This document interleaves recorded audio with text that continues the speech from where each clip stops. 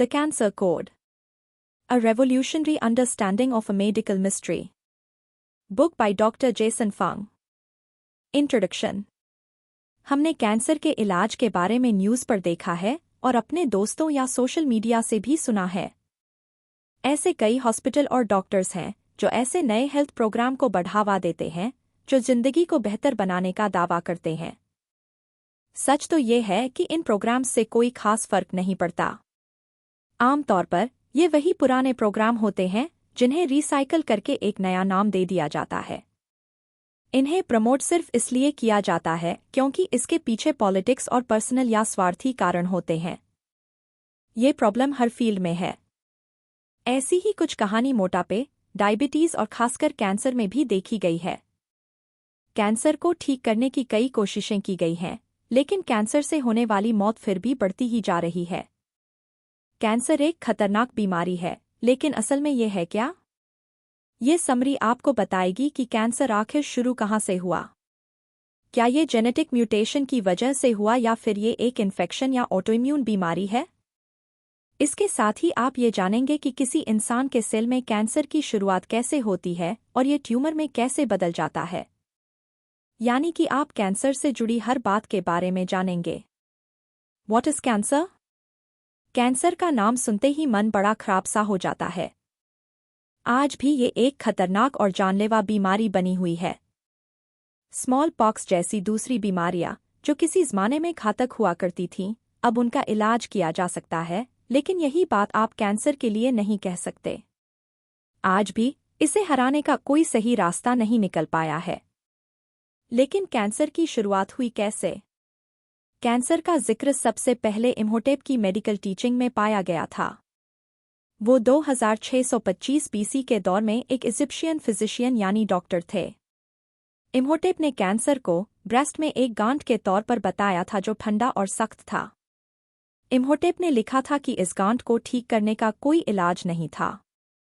440 BC के आसपास Greeks ने पर्शिया की रानी के ब्रेस्ट में भी एक गांठ देखी। पेरू में मम्मी बनाए गए शवों में बोन ट्यूमर देखा गया था। जब से इंसान इस दुनिया में आया है, कैंसर भी तभी से इस दुनिया में है। शुरुआती सिविलाइजेशन में इसे नोटिस न करने की एक वजह यह थी कि उस वक्त लोगों की मौत कम उम्र में हो जाया करती थी। हमारे पूर्वज अकाल और दूसरी बीमारियों की चपेट में आ जाया करते थे। लेकिन आज लाइफ की क्वालिटी बहुत बेहतर हो गई है। कई मेडिकल ट्रीटमेंट आ गए हैं जिनसे लाखों लोगों की जान बचाई गई है। जानलेवा बीमारियों से अब बचा जा सकता है, लेकिन इसके बावजूद कई लोग कैंसर की चपेट में आ रहे हैं। कैंसर कोई एक बीमारी नहीं है, बल्कि ये कई बीमारियों को मिलाकर बनता है जिनमें कुछ खास क्वालिटी या लक्षण होते हैं। इनके बारे में हम आगे बात करेंगे। इस बात पर ध्यान देना जरूरी है कि इंसान की बॉडी के हर सेल में कैंसर होने की संभावना होती है। किसी भी जीव के शरीर में सेल सबसे बेसिक यूनिट होता है। ज्यादातर कैंसर लंग्स, ब्रेस्ट, प्रोस्टेट और स्किन जैसे ऑर्गन में पाए जाते हैं। ल्यूकेमिया, माइलोमा और लिम्फोमा जैसे ब्लड कैंसर भी पाए गए हैं। स्पेसिफिक क्वालिटी के बारे में बात करें तो कैंसर के रिसर्चर्स डग हानाहन और रॉबर्ट वीनबर्ग ने द हॉलमार्क ऑफ कैंसर की शुरुआत की थी। ये सन 2000 में पब्लिश की गई उनकी बुक का नाम भी था। कैंसर 100 तरह के हो सकते हैं, लेकिन उन सभी में ऐसी 8 चीजें हैं जो एक जैसी हैं। पहला हॉलमार्क है सस्टेनिंग प्रोलिफरेटिव सिग्नलिंग। इसका मतलब है कि कैंसर सेल्स बढ़ते रहते हैं, लेकिन नॉर्मल सेल्स कभी बढ़ते नहीं हैं। हमारी बॉडी में करोड़ों सेल्स होते हैं। हमारे सेल्स बचपन में या फिर यंग एज में ही बढ़ते हैं। पुराने सेल्स मर जाते हैं और उनकी जगह नए सेल्स बन जाते हैं। जब इंसान एक एडल्ट बन जाता है तब उसके सेल्स बनना बंद हो जाते हैं, लेकिन कैंसर सेल्स बढ़ते रहते हैं। ऐसा होने से ट्यूमर नाम का एक एबनॉर्मल सेल्स का ग्रुप बन जाता है। लेकिन ये होता क्यों है? एक बात आपको बता दें कि जीन्स सेल के ग्रोथ को कंट्रोल करते हैं। इस प्रोसेस में 2 जीन्स शामिल हैं। पहला जीन है प्रोटोन्कोजीन्स जो सेल के ग्रोथ को बढ़ाता है। ये कार के एक्सेलरेटर पर पैर रखने की तरह है। दूसरे जीन को ट्यूमर सप्रेसर जीन कहते हैं जो सेल के ग्रोथ को कम करता है। ये कार के एक्सेलरेटर से पैर हटाने की तरह है। एक दूसरे को बैलेंस करने के लिए ये दोनों जीन्स साथ मिलकर काम करते हैं। एबनॉर्मल सेल ग्रोथ दो सिचुएशन में हो सकती है। पहला तब जब प्रोटॉन को जीन्स जरूरत से ज्यादा एक्टिवेटेड रहते हैं। दूसरी सिचुएशन तब होती है जब ट्यूमर सप्रेसर्स डीएक्टिवेट हो जाते हैं। कैंसर का दूसरा हॉलमार्क है इवेडिंग ग्रोथ सप्रेसर्स। ये पहले हॉलमार्क जैसा है। जीन्स सेल्स के ग्रोथ को रोकने में मदद करते हैं।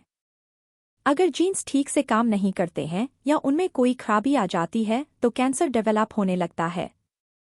तीसरा हॉलमार्क है रेजिस्टिंग सेल डेथ। समय के साथ सेल्स पुराने हो जाते हैं, फिर मर जाते हैं और उनकी जगह नए सेल्स बन जाते हैं। ये ह्यूमन बॉडी का एक ऐसा पहलू है जिसे आप रोक नहीं सकते। सेल्स के मरने के प्रोसेस को अपोप्टोसिस कहते हैं। अब रेड ब्लड सेल्स का ही एग्जाम्पल ले लीजिए। इनकी एवरेज लाइफ स्पैन 3 महीने की होती है। हर 3 महीने में रेड ब्लड सेल्स एपोप्टोसिस के प्रोसेस से गुजरते हैं। मरे हुए रेड ब्लड सेल्स की जगह तुरंत नए सेल्स बन जाते हैं। ये प्रोसेस आपकी कार के इंजन में तेल बदलने की तरह है। पहले आपको पुराना तेल निकालना होता है ताकि आप इसमें नया तेल डाल सकें। एपोप्टोसिस का प्रोसेस भी ऐसे ही होता है। पुराने सेल्स मर जाते हैं और जीव में दोबारा जान डालने के लिए इनकी जगह नए सेल्स बन जाते हैं। कैंसर सेल्स एपोप्टोसिस के नेचुरल प्रोसेस को रेजिस्ट करते हैं या उसके खिलाफ जाते हैं। वो मरते नहीं हैं। इसी वजह से इंसान की बॉडी में सेल्स इतने ज्यादा बढ़ जाते हैं कि ये आखिर में जाकर ट्यूमर बन जाता है। कैंसर का चौथा हॉलमार्क है एनेबलिंग रेप्लिकेटिव इमॉर्टैलिटी। साफ साफ कहें तो सेल्स में खुद को बढ़ाने की ताकत होती है। सेल्स को उन फाइल्स की तरह सोचिए जिन्हें आप अपने कंप्यूटर में कॉपी करके पेस्ट करते हैं। लियोनार्ड हेफ्लिक नाम के साइंटिस्ट ने यह साबित किया था कि सेल्स सिर्फ एक लिमिटेड नंबर तक ही बढ़ सकते हैं, मतलब सिर्फ 40 से 70 बार तक। हेफ्लिक ने अपनी रिसर्च पेंसिल्वेनिया यूनिवर्सिटी में की थी। उन्होंने कहा था कि ये बात सच नहीं है कि सेल्स खुद को जितना चाहें उतना बढ़ा सकते हैं। सेल्स खुद ब खुद रुकने से पहले कितना भी बढ़ सकते हैं, उसके बाद एपोप्टोसिस नाम का सेल के मरने का प्रोसेस शुरू हो जाता है। ये कैंसर सेल्स को बढ़ने से रोकने का एक तरीका है। लेकिन बदकिस्मती से कैंसर सेल्स कभी नहीं मरते। एक बार बनने के बाद तो वो खुद को कितना भी बढ़ा सकते हैं। पांचवा हॉलमार्क है इंड्यूसिंग एंजियोजेनेसिस। एंजियोजेनेसिस नए ब्लड वेसल्स बनाने का प्रोसेस है। ब्लड वेसल्स बॉडी को ऑक्सीजन और न्यूट्रिएंट्स का फ्रेश सप्लाई देते हैं और बॉडी से गंदगी को बाहर निकालते हैं। लेकिन जब ट्यूमर बढ़ता है तो क्या होता है? कैंसर सेल्स को नए ब्लड वेसल्स की जरूरत होती है, इसलिए नए मसल सेल्स और टिश्यू जैसी चीजों के ग्रोथ की भी जरूरत होती है। इसका मतलब यह है कि ट्यूमर के ग्रोथ को जगह देने के लिए ब्लड वेसल्स अपनी ब्रांचेस बनाती हैं। छठा हॉलमार्क है एक्टिवेटिंग इन्वेजन एंड मेटास्टेसिस। दूसरे टिश्यूज में घुसने की एबिलिटी को मेटास्टेसिस कहा जाता है और यही चीज कैंसर को इतना घातक बनाती है। कैंसर से होने वाली 90% मौतें मेटास्टेसिस की वजह से होती हैं। अगर ट्यूमर मेटास्टासाइज नहीं कर पाते तो इसे बिनाइन कहा जाता है, यानी जो घातक या गंभीर नहीं होता है। बिनाइन कैंसर को ठीक किया जा सकता है। मेटास्टेसिस प्रोसेस में कई कॉम्प्लिकेटेड स्टेप्स होते हैं। मेटास्टेटिक कैंसर सेल अपनी जगह से हट जाते हैं। याद रखिए कि इंसान का शरीर एक ऐसा सिस्टम है जिसमें हर चीज की अपनी जगह होती है। जैसे ब्रेस्ट के सेल्स लंग्स या ब्रेन की तरफ नहीं जाते। जैसे ही कैंसर सेल अपनी जगह से हट जाते हैं तो वो खून में पहुंच जाते हैं। वो एक जगह ढूंढते हैं जहां वो मेटास्टासाइज कर सकते हैं और दूसरे टिश्यूज में घुस सकते हैं। सातवां हॉलमार्क है डिरेगुलेटिंग सेल्यूलर एनर्जेटिक्स। बॉडी को चलाने के लिए सेल्स को एनर्जी की जरूरत होती है। हम जो खाना खाते हैं उससे ग्लूकोज मिलता है, जिससे आपको एनर्जी मिलती है। एनर्जी के लिए ग्लूकोज का इस्तेमाल 2 तरह से किया जाता है। पहला तरीका है एरोबिक रेस्पिरेशनी। इसका मतलब है ऑक्सीजन की मदद से ग्लूकोज को बदलना। दूसरा तरीका है एनारोबिक फर्मेंटेशन। इसका मतलब है बिना ऑक्सीजन के ग्लूकोज को बदलना। कैंसर सेल्स एनारोबिक फर्मेंटेशन का इस्तेमाल करते हैं। वो एनर्जी के लिए नॉर्मल सेल्स के मुकाबले कहीं ज्यादा ग्लूकोज खाते हैं। कैंसर का 8वां हॉलमार्क है इवेडिंग इम्यून डिस्ट्रक्शन। शरीर का इम्यून सिस्टम आपको किसी भी बीमारी से बचाने की कोशिश करता है। जब फॉरेन बॉडी आपके लंग्स कोशिश करता है। जब फॉरेन बॉडी आपके लंग्स में जाती है तो आप खांसते और छींकते हैं और इस तरह ये फॉरेन बॉडी आपकी बॉडी से बाहर निकल जाती हैं। इम्यून सिस्टम बैक्टीरिया और वायरस जैसे घुसपैठियों पर लगातार नजर रखता है। कैंसर सेल्स इसलिए बच जाते हैं क्योंकि ये इम्यून सिस्टम को धोखा दे देते हैं। The somatic mutation theory. Heredity आपको जीन्स से मिलती है। इसलिए आपकी आंखों का रंग आपकी मां से मिलता है या आपके बालों का रंग आपके पिता जैसा होता है। जीन्स डीऑक्सीराइबोन्यूक्लिक एसिड यानी डीएनए डीऑक्सीराइबोन्यूक्लिक एसिड से बने होते हैं। डीएनए से क्रोमोसोम बनते हैं। इसी वजह से आपकी आदतें अपने पेरेंट्स जैसी होती हैं। 1902 में जर्मन बायोलॉजिस्ट थियोडोर बोवेरी ने सी अर्चिन के अंडों को स्टडी किया। उन्होंने देखा कि सी अर्चिन के क्रोमोसोम बहुत ही तेजी से बढ़ रहे थे। ये बात आपको याद होगी कि इंसानों में भी कैंसर सेल्स ऐसे ही बढ़ते हैं। ये सेल्स कभी बढ़ना बंद नहीं करते। बोवेरी ने अंदाजा लगाया कि क्रोमोसोम के अंदर कुछ खास जीन्स इस ग्रोथ को बढ़ाते हैं। इस हद से ज्यादा ग्रोथ के कारण उन जीन्स में म्यूटेशन यानी बदलाव होता है। सालों बाद बोवेरी की थ्योरी सच साबित हुई। ओंकोजीन्स सेल्स के ग्रोथ को बढ़ाते हैं। दूसरी तरफ ट्यूमर सप्रेसर जीन्स सेल्स की ग्रोथ को रोकते हैं। इस बैलेंस की वजह से सेल्स नॉर्मली काम कर पाते हैं। ज्यादातर कैंसर में ओंकोजीन्स और ट्यूमर सप्रेसर जीन्स दोनों में ही बदलाव होता है। ये सेल्स बढ़ते रहते हैं और आखिर में ट्यूमर बन जाते हैं। ट्यूमर सप्रेसर जीन्स भी इन कैंसर सेल्स को बढ़ने से नहीं रोकते हैं। इसे सोमैटिक म्यूटेशन थ्योरी यानी एसएमटी कहते हैं। एसएमटी के अनुसार कैंसर का मतलब है जेनेटिक म्यूटेशन का इकट्ठा हो जाना। स्पर्म सेल्स और एग सेल्स को छोड़कर बाकी सभी सेल्स को सोमैटिक सेल्स कहते हैं। इसलिए कॉन्सेप्ट के नाम से आप समझ सकते हैं कि म्यूटेशन आपकी बॉडी के किसी भी सेल में हो सकता है। एक अकेले इनहेरिटेड पेरेंट्स से मिला हुआ जेनेटिक म्यूटेशन के कारण एक जीन में ट्यूमर में बदलने का पोटेंशियल होता है। जैसे एक इंसान में अपने पेरेंट्स से रेटिनोब्लास्टोमा ट्यूमर सप्रेसर जीन नाम का एक जेनेटिक म्यूटेशन आता है। इससे इंसान को आंख का ऐसा कैंसर हो सकता है जो बहुत कम देखा गया है। दूसरा एग्जाम्पल है एक inherited von Hippel Lindau tumour suppressor gene von Hippel Lindau tumour suppressor gene. इससे किडनी का कैंसर होने का खतरा बढ़ जाता है।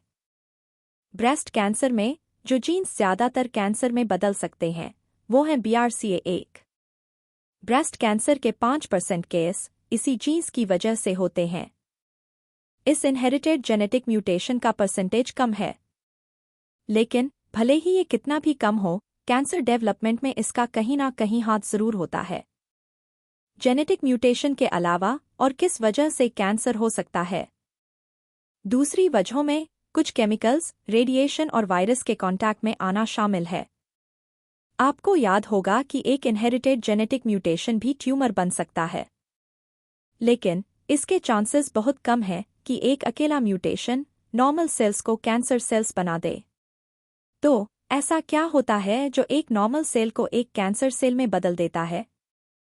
जब डीएनए में कोई डैमेज होता है तो एक नॉर्मल सेल आमतौर पर एक डिफेंस मैकेनिज्म को अप्लाई करता है, लेकिन ये तभी रिपेयर हो सकता है जब डैमेज कम हो। अगर डीएनए पूरी तरह से डैमेज हो जाता है तो सेल उसे ठीक नहीं कर सकता। जेनेटिक म्यूटेशंस के होने के लिए एक डैमेज डीएनए से बेहतर कोई जगह नहीं हो सकती। यहीं से कैंसर बनना शुरू होता है। ज्यादातर कैंसर में मल्टीपल जेनेटिक म्यूटेशंस का होना जरूरी होता है। जेनेटिक म्यूटेशन होने में ये फैक्टर्स भी योगदान देते हैं। एस्बेस्टस एक रेशेदार पदार्थ है जो मिट्टी और चट्टानों में मौजूद होता है। टोबैको यानी तंबाकू का धुआं, वायरस, बैक्टीरिया और रेडिएशन। अब चूहों को ही ले लीजिए। साइंटिस्ट्स चूहों को केमिकल कार्सिनोजेन, कैंसर पैदा करने वाले तत्व के कांटेक्ट में लेकर आए। जल्द ही इन चूहों के ओंकोजीन्स में म्यूटेशन यानी बदलाव होने लगे, जिस वजह से उन्हें स्किन कैंसर हो गया। सोमेटिक म्यूटेशन थ्योरी में ये भी शामिल है कि किस वजह से नॉर्मल सेल्स कैंसर सेल्स में बदल जाते हैं। सबसे पहले लंग्स या ब्रेस्ट के सेल्स जैसे नॉर्मल सोमेटिक सेल्स के डीएनए में डैमेज होता है। दूसरा, डीएनए इतना ज्यादा डैमेज हो जाता है कि इसे रिपेयर नहीं किया जा सकता। इस वजह से म्यूटेशन होने लगता है। तीसरा, ये म्यूटेशन इनमें से किसी एक जीन्स में होते हैं, ओंकोजीन्स नाम के ग्रोथ कंट्रोल करने वाले जीन्स में या फिर ट्यूमर सप्रेसर जीन्स में। कैंसर बनने के रास्ते में ये एक खास मोड़ होता है, लेकिन इसका सिर्फ यही साइन नहीं होता है। दूसरे हॉलमार्क्स पर भी ध्यान देना जरूरी है। चौथा, दूसरे जीन्स में म्यूटेशन समय के साथ होता रहता है। ये रैंडमली ही होता है। जब सभी हॉलमार्क्स मौजूद होते हैं तो सेल कैंसर में बदल जाते हैं। The seed and the soil. Cancer एक बीज की तरह होता है। ऐसा एक बार सर्जन स्टीफन पैगेट ने कहा था। बीज कहीं भी बोए जा सकते हैं, लेकिन ये तभी बढ़ते हैं जब मिट्टी, रोशनी, पानी जैसे दूसरे कंडीशन भी इनकी ग्रोथ में मदद करते हैं। इसलिए कैंसर के सेल्स भी कुछ खास कंडीशन में ही बढ़ सकते हैं। अभी तक कैंसर के रिसर्च सिर्फ ने जीन म्यूटेशन नाम के बीज पर ही फोकस किया है। सोमेटिक म्यूटेशन थ्योरी इसका एक अच्छा एग्जाम्पल है। बदकिस्मती से मिट्टी या फिर ऐसी कंडीशन जो कैंसर को बढ़ने में मदद करती हैं, उन पर बहुत कम रिसर्च हुई है। मिट्टी या फिर ऐसी कंडीशंस पर फोकस करने को एपिजेनेटिक्स कहते हैं। ये एक ऐसी फील्ड है जिसमें हम ये जानते हैं कि कोई एनवायरनमेंट किसी जीव के डीएनए को बदले बिना उसे कैसे बदल देता है। एपिजेनेटिक्स का मतलब है कि जीन्स कैसे हैं और वो बदलकर कैसे हो जाते हैं। आइए बीज और मिट्टी के तालमेल को म्यूजिक की तरह सोचते हैं। लिरिक्स गाने के जीन्स या डीएनए की तरह काम करते हैं। ये एक ऐसी चीज है जिसे आप बदल नहीं सकते। गिटार या पियानो जैसे इंस्ट्रूमेंट मिट्टी या एपिजेनेटिक्स का काम करते हैं।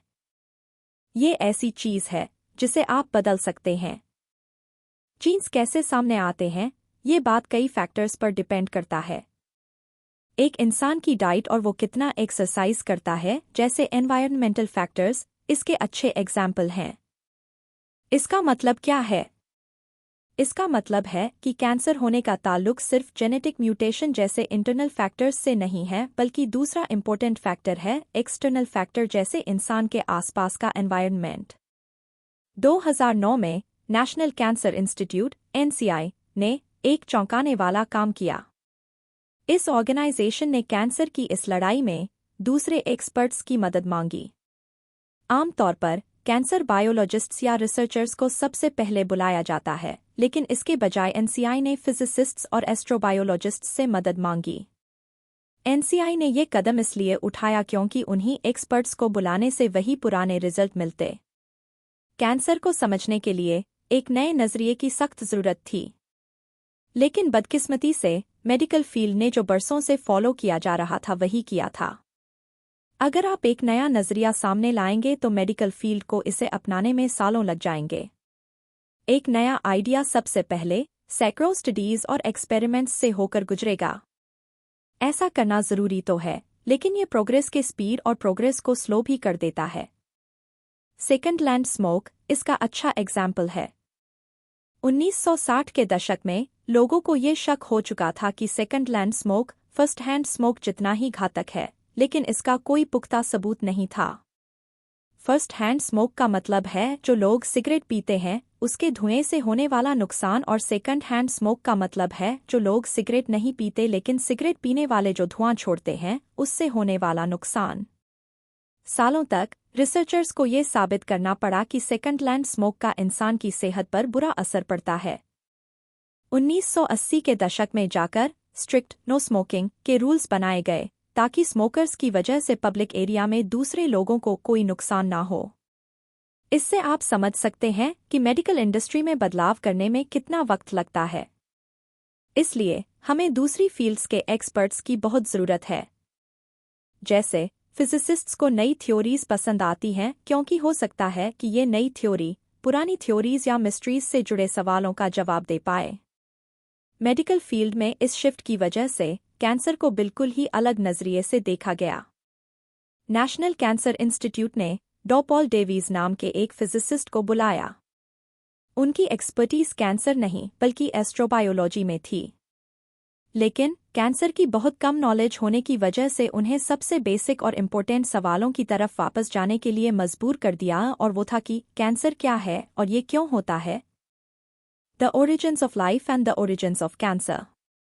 धरती पर जीवन की शुरुआत करोड़ों साल पहले हुई थी। जीवन के रूप में सबसे पहले एक सेल वाले ऑर्गेनिज्म यानी जीव ने जन्म लिया था। ये सेल्स इसलिए जिंदा रह पाए क्योंकि बहुत ज्यादा मात्रा में न्यूट्रिएंट्स मौजूद थे। लेकिन क्योंकि वो सिर्फ खुद को पोषण दे सकते थे, इसलिए उनके खत्म होने का खतरा भी मंडरा रहा था। इसका मतलब वो खुद को बचा नहीं सकते थे। इसलिए जिंदा रहने के लिए इन एक सेल वाले जीवों खुद को रेप्लिकेट यानी बढ़ाना शुरू किया। लाखों साल गुजर गए और ये एक सेल वाले जीव अब समय के साथ ज्यादा कॉम्प्लेक्स जीव में बदलने लगे। अब ये एक सेल वाले जीव मल्टीसेलुलर यानी कई सेल वाले जीव बन गए। इसकी सबसे बड़ी वजह एवोल्यूशन था। जब सेल्स साथ मिलकर काम करते हैं तो किसी भी जीव के जिंदा रहने की संभावना बहुत बढ़ जाती है। इंसान मल्टीसेलुलर हैं और जानवर भी। सिंगल सेल और मल्टीसेलुलर जीवों में बहुत फर्क होता है। ये फर्क इनकी ग्रोथ, इमॉर्टैलिटी, मूवमेंट और ग्लाइकोलाइसिस में होता है। सिंगल सेल ऑर्गेनिज्म चाहे कुछ भी हो जाए बढ़ते रहते हैं। ये उनका डिफ़ॉल्ट सेटिंग है। ब्रेड पर लगे फफूंद के बारे में सोचिए, वो बढ़ते ही जाते हैं। वो इसी तरह जिंदा रहना जानते हैं। दूसरी तरफ मल्टीसेलुलर ऑर्गेनिजम्स में ओंकोजीन्स होते हैं जो जीन के ग्रोथ और ट्यूमर सप्रेसर जीन्स को प्रमोट देते हैं। यानी सेल्स सही वक्त और सही जगह में ही बनते हैं। वो ऑर्गेनिज्म के शरीर में ही एक ऑर्गेनाइजेशन और सिस्टम्स को फॉलो करते हैं। इसलिए लीवर आपके चेहरे पर नहीं बन सकता है। अगर इमॉर्टैलिटी की बात करें तो सिंगल सेल्स इमॉर्टल होते हैं, मतलब इन्हें कोई नहीं मार सकता। वो खुद को लगातार और हमेशा के लिए बढ़ा सकते हैं। दूसरी तरफ मल्टीसेलुलर ऑर्गेनिजम्स एक वक्त तक ही बढ़ सकते हैं। जब वो अपनी लिमिट तक पहुंच जाते हैं वो एपोप्टोसिस के प्रोसेस से गुजरते हैं जहां सेल मर जाते हैं। अगर मूवमेंट की बात करें तो सिंगल सेल ऑर्गेनिजम्स जहां चाहे वहां जा सकते हैं। वो सबसे अच्छे एनवायरनमेंट में जाकर वहीं रुक जाते हैं। सिंगल सेल ऑर्गेनिजम्स उस एनवायरनमेंट के सभी रिसोर्सेज को खत्म कर देते हैं। दूसरी तरफ मल्टीसेलुलर ऑर्गेनिजम्स ये ध्यान रखते हैं कि उनका हर सेल अपनी सही जगह पर रहे। सेल्स एक दूसरे से इंटरैक्ट करते हैं जिससे वो सही वक्त पर सही जगह पर रह पाते हैं। जैसे ऑक्सीजन के लिए सभी इंपॉर्टेंट ऑर्गन लंग्स के सेल्स पर डिपेंडेंट रहते हैं। ऐसा होने के लिए जब लंग्स हर ऑर्गन को ऑक्सीजन देता है तो उनका सही जगह पर होना बहुत जरूरी है। इसी तरह लंग्स के सेल अपने आप ऑक्सीजन इकट्ठा करना बंद नहीं कर सकता। मल्टीसेलुलर ऑर्गेनिजम्स के सभी सेल्स आपस में तालमेल बनाए रखते हैं ताकि वो सभी जिंदा रह सकें। सिंगल सेल और मल्टीसेलुलर ऑर्गेनिजम्स को अलग करने वाला एक आखिरी फैक्टर है ग्लाइकोलाइसिस। ग्लाइकोलाइसिस का मतलब है एनर्जी को बदलना। सिंगल सेल ऑर्गेनिजम्स को एनर्जी को बदलने के लिए ऑक्सीजन की जरूरत नहीं होती, लेकिन मल्टीसेलुलर ऑर्गेनिजम्स को ग्लूकोज को एनर्जी में बदलने के लिए ऑक्सीजन की जरूरत होती है। सिंगल सेल ऑर्गेनिजम्स लगातार बढ़ते रहते हैं, कभी नहीं मरते, जहां चाहे वहां जा सकते हैं और ग्लाइकोलाइसिस में ऑक्सीजन का इस्तेमाल नहीं करते। ये सभी कैंसर के हॉलमार्क्स हैं। इसलिए एक कैंसर सेल में सिंगल सेल ऑर्गेनिजम्स से मिलती जुलती कई चीजें होती हैं। लेकिन ये इन्फॉर्मेशन हमारे किस काम की? अब हम ये जानते हैं कि कैंसर क्या है और ये बॉडी में कैसे बनता है। अगली जरूरी चीज जो हमें जाननी है वो है कैंसर से जुड़े रिस्क फैक्टर्स के बारे में। इस बीमारी को बढ़ाने वाला सबसे बड़ा फैक्टर है स्मोकिंग। जब आप स्मोक करते हैं तो कई हानिकारक केमिकल्स आपकी सांस के साथ शरीर के अंदर जाते हैं। कैंसर रिसर्च यूके के मुताबिक जब आप स्मोक करते हैं तो 5000 से ज़्यादा अलग अलग केमिकल्स आपके शरीर के अंदर जाते हैं। ये हानिकारक केमिकल्स बॉडी को नुकसान पहुंचाते हैं, खासकर डीएनए को। जब डीएनए को नुकसान पहुंचता है तो सेल का ग्रोथ कंट्रोल से बाहर चला जाता है। वो लगातार ग्रो करता जाता है, जो बिल्कुल नहीं होना चाहिए। अंत में सेल का ग्रोथ कैंसर में बदल जाता है। स्मोकिंग से निकलने वाले केमिकल्स से इम्यून सिस्टम भी कमज़ोर होता है। ये इम्यून सिस्टम को कैंसर सेल्स को ढूंढने और उन्हें खत्म करने से रोक देता है। स्मोकिंग से सिर्फ लंग कैंसर ही नहीं होता, बल्कि टोबैको यानी तंबाकू के धुएं से लगातार होने वाली जलन से दिल की बीमारी और स्ट्रोक होने का खतरा भी बढ़ जाता है।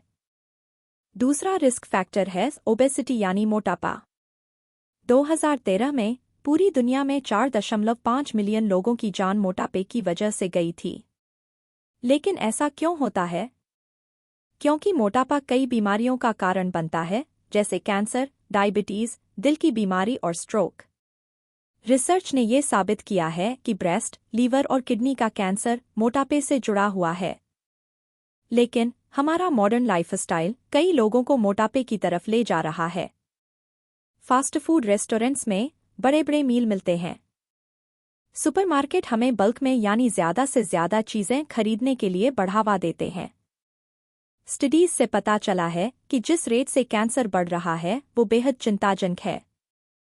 तो अगर वजन बढ़ने से कैंसर का खतरा बढ़ जाता है तो क्या वजन कम करने से खतरा कम हो सकता है? इस आइडिया पर हाल के सालों में कई स्टडी की गई हैं और इसका जवाब है हाँ। वजन कम करने से कैंसर होने का खतरा कम हो जाता है, खासकर तब जब आप स्मोकिंग से भी दूर रहें।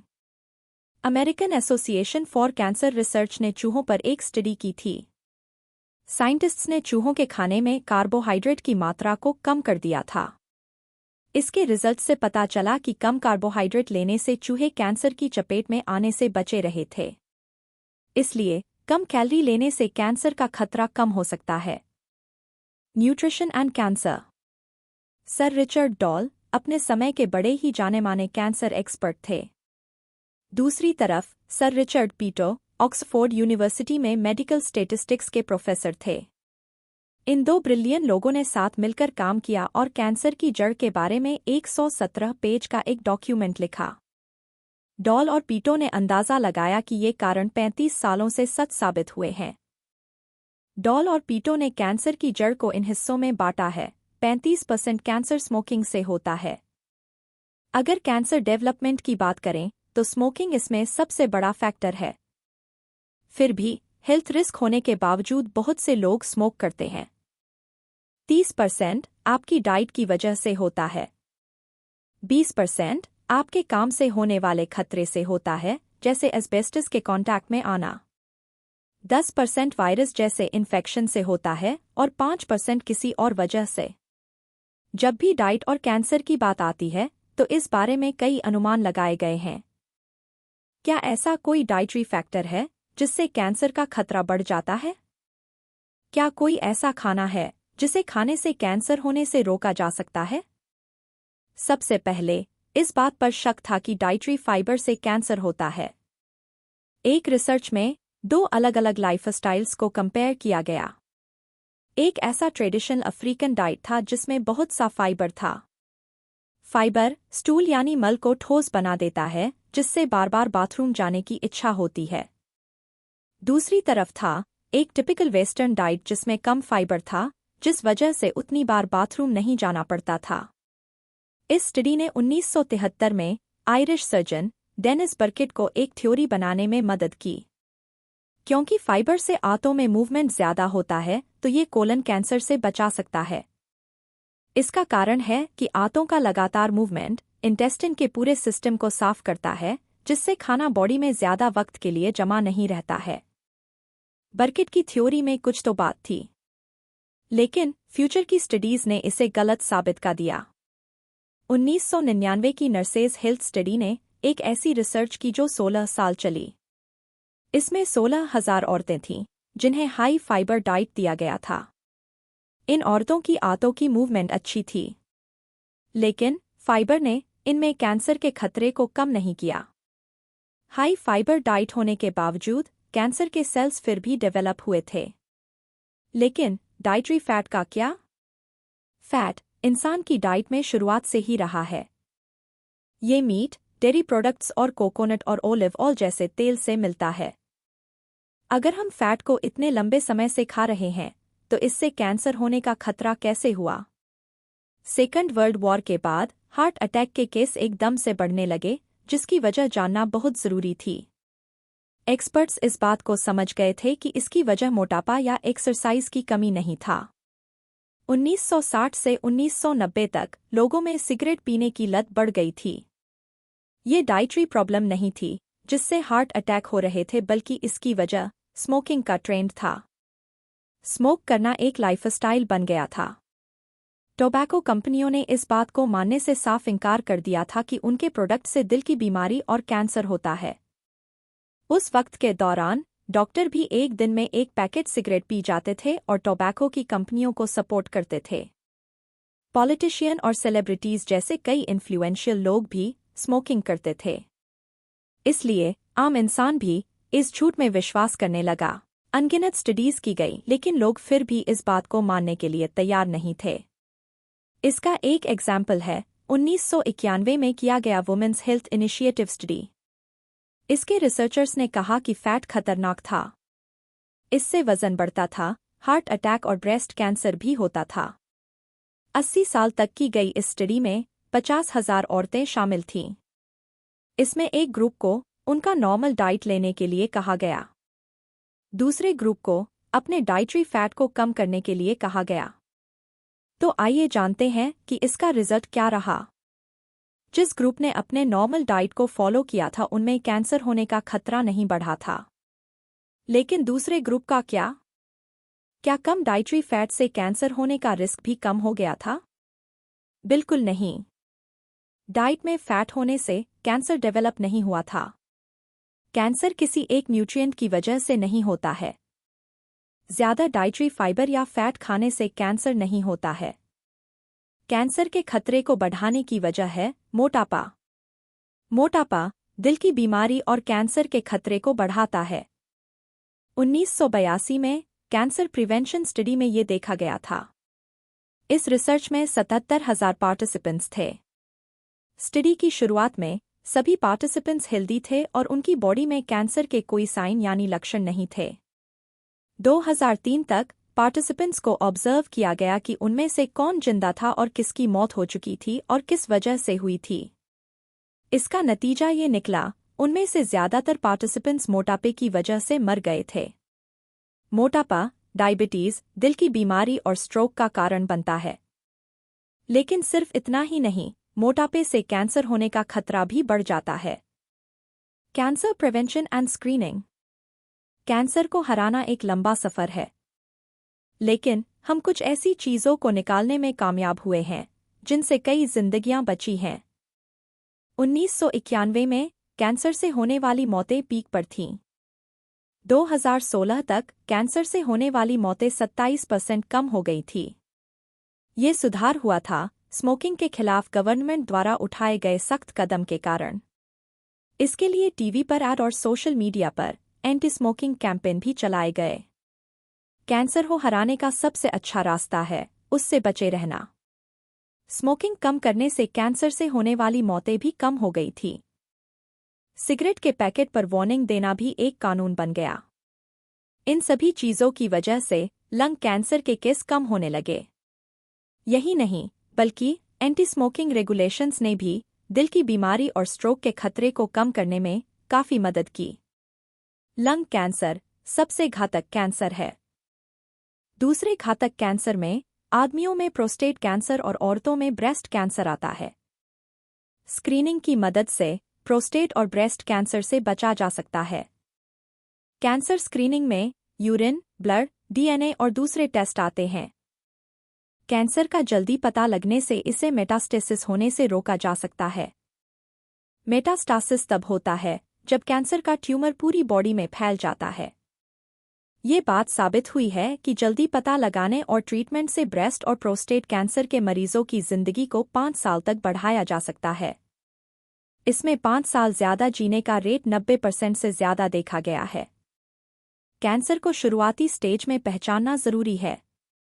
ऐसा इसलिए है क्योंकि अगर कैंसर मेटास्टेसाइज होना शुरू हो गया है तो इंसान के बचने का रेट 30% तक कम हो जाता है। दूसरा कैंसर जो स्क्रीनिंग की मदद से शुरुआत में ही पता चल सकता है, वो है सर्वाइकल कैंसर। ये पैप स्मीयर की मदद से पहचाना जा सकता है। ह्यूमन पेपिलोमा वायरस या HPV 70% सर्वाइकल कैंसर का कारण बनता है। ये एक ऐसी बीमारी है जो सेक्सुअल कॉन्टैक्ट से भी ट्रांसमिट हो सकती है। इसमें देखा गया है कि इन्फेक्शन होने के बाद कई सालों तक सर्विक्स, यूटेरस के निचले सिरे पर पतला रास्ता से एबनॉर्मल सेल्स निकलते रहते हैं। जब इनका निकलना बंद हो जाता है तब सर्विक्स सर्वाइकल कैंसर डेवलप हो जाता है। 1928 में गायनेकोलॉजिस्ट डॉ जॉर्ज पपनिकोलाउ ने एक सर्विक्स को एक छोटे से ब्रश से खुरच दिया था क्योंकि वो सर्विक्स के सेल्स को एग्जामिन करना चाहते थे। माइक्रोस्कोप में उन्होंने इन सेल्स में कैंसर होने से पहले बनने वाले घाव देखे, जो बाद में कैंसर बन गया था। 1939 तक जॉर्ज न्यूयॉर्क हॉस्पिटल में एडमिट औरतों के सर्विक्स सेल्स की जांच कर रहे थे। 1941 में उन्होंने एक पेपर बनाया, पैप स्मीयर, जो कैंसर होने से पहले होने वाले घावों का पता लगा सकता था। इस तरह अगर इसका शुरुआत में ही पता लगा लिया जाए तो इन घावों को हटाने और उन्हें कैंसर सेल्स बनने से रोका जा सकता है। Dietary determinants of cancer. Cancer को लेकर एक बड़ा अजीब फैक्ट भी है।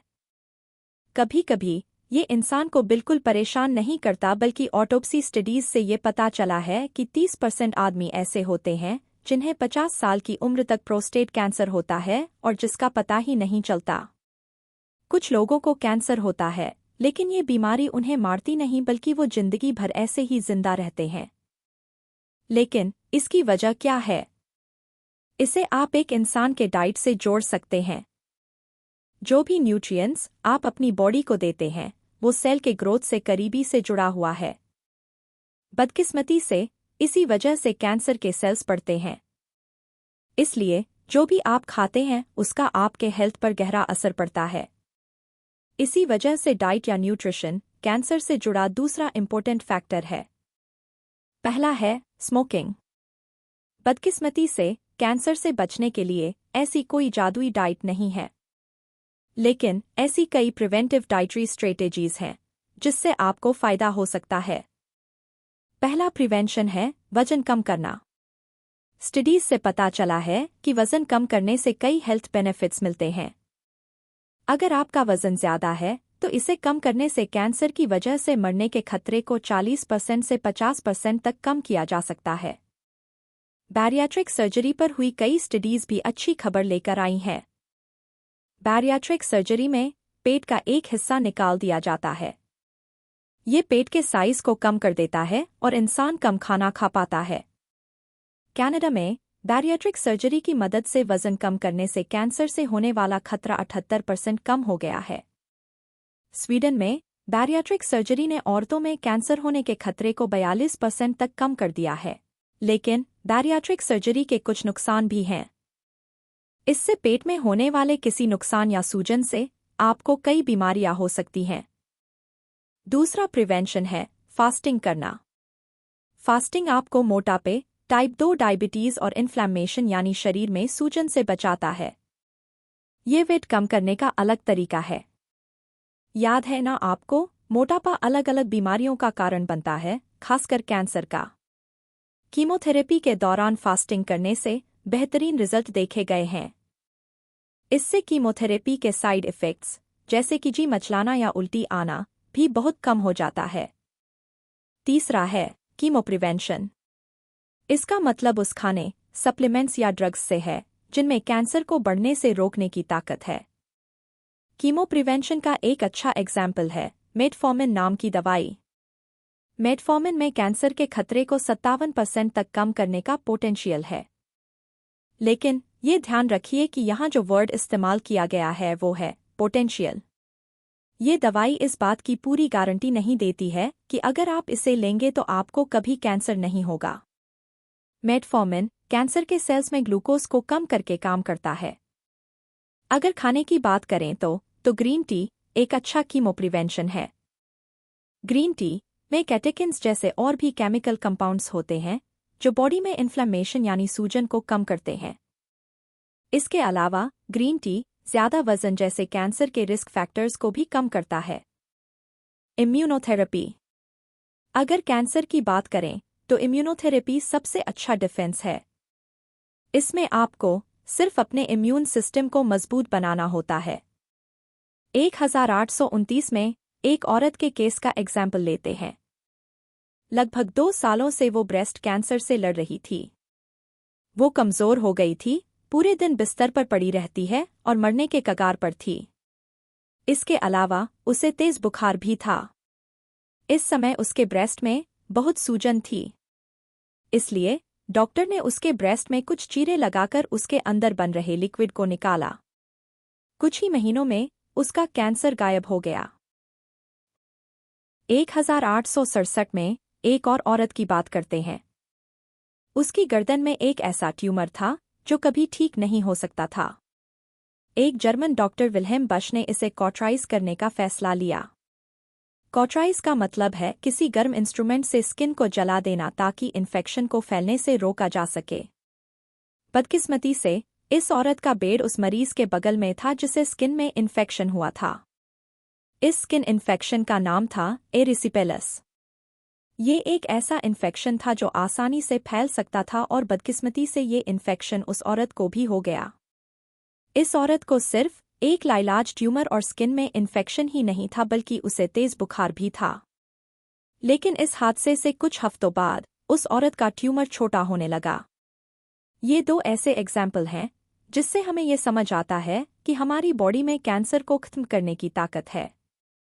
पिछले कुछ सालों में ऐसे कई केस देखे गए हैं जिससे ये साबित होता है कि हमारी बॉडी में कैंसर से लड़ने की हिम्मत है। डॉ जेम्स एलिसन मॉडर्न इम्यूनोथेरेपी में एक्सपर्ट हैं। उन्होंने इस बात को स्टडी करने में सालों लगा दिए कि सेल्स, बैक्टीरिया और इन्फेक्शन जैसी फॉरेन बॉडीज पर कैसे अटैक करते हैं। इंसान का इम्यून सिस्टम कई सेल्स से बना होता है। डॉ एलिसन ने टी सेल्स पर फोकस किया। टी सेल्स बहुत जानलेवा होते हैं। उनमें बीमार और इन्फेक्टेड सेल्स को मारने की ताकत होती है। इतने डेडली होने की वजह से बॉडी हर वक्त इन टी सेल्स को कंट्रोल करती है। इसका मतलब टी सेल्स इन बीमार और इन्फेक्टेड सेल्स को तुरंत नहीं मारते। नॉर्मल सेल्स और बीमार और इन्फेक्टेड सेल्स को अलग करने का इम्यून सिस्टम का अपना तरीका होता है। टी सेल्स को न्यूक्लियर मिसाइल की तरह सोचिए। इनमें चाबियां होती हैं ताकि न्यूक्लियर मिसाइल गलती से लॉन्च ना हो जाए। ऐसे ही टी सेल्स की भी 2 चाबियां हैं जिन्हें बीमार और इन्फेक्टेड सेल्स को अटैक करने के लिए एक्टिवेट करना पड़ता है। पहली चाबी है पॉजिटिव कंट्रोल। ये टी सेल्स को अटैक करने के लिए कहता है। दूसरी चाबी है नेगेटिव कंट्रोल यानी किल स्विच। एक गलत अलार्म मिलने पर यह चाबी टी सेल्स को अटैक करने से मना करती है। डॉ एलिसन के रिसर्च शुरू करने से पहले किसी को भी किल स्विच नाम की दूसरी चाबी के बारे में पता नहीं था। डॉ एलिसन ने ही इसकी खोज की थी। उन्होंने ही इम्यून सिस्टम में रिसेप्टर्स को अच्छे से स्टडी किया। रिसेप्टर उसे मिलने वाले स्टिम्युलाई के हिसाब से इम्यून सिस्टम में बदलाव करता है। डॉ एलिसन ने CTLA4 नाम के रिसेप्टर को स्टडी किया।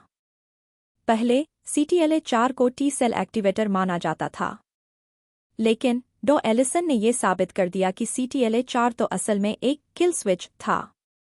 अगर CTLA4 नाम के इस किल स्विच को ट्रिगर नहीं किया जाता है तो टी सेल्स अटैक करेंगे। अगर CTLA4 एक्टिवेटेड है तो टी सेल्स अटैक नहीं करेंगे। कैंसर सेल्स किल स्विच की नकल करके आ सेल्स को बेवकूफ बनाकर उनसे बच जाते हैं। इसलिए टी सेल्स के लिए उन्हें खत्म करना नामुमकिन था। तो किल स्विच को हम बंद कैसे करें ताकि सेल्स कैंसर सेल्स को मार सके? डॉ एलिसन ने एक दवाई बनाई थी जो CTLA4 को ब्लॉक कर सकता था। उन्होंने इसे जानवरों पर टेस्ट किया और इससे चौंकाने वाले रिजल्ट मिले। इससे जानवरों का ट्यूमर बिल्कुल पिघल गया था। आज इस दवाई को हम इपिलिमुमाब नाम की एंटीबॉडी के नाम से जानते हैं। Department of food and drug administration ने इसे 2011 में मेटास्टेटिक मेलानोमा नाम के स्किन कैंसर के ट्रीटमेंट के लिए अप्रूव कर दिया। जिन मरीजों को ये एंटीबॉडी दिया गया था उनमें से 20% लोग अगले 10 साल तक जिंदा रहे। ये इस बात का सबूत है कि कैंसर इम्यूनोथेरेपी मुमकिन है। कंक्लूजन। सबसे पहले आपने कैंसर के डेफिनेशन को समझा। कैंसर कई बीमारियों का एक कलेक्शन है जिनमें कुछ खास गुण होते हैं जिन्हें कैंसर के हॉलमार्क या लक्षण कहा जाता है। कैंसर कई तरह का होता है, लेकिन ऐसी 8 चीजें हैं जो इन सभी में एक जैसी होती हैं।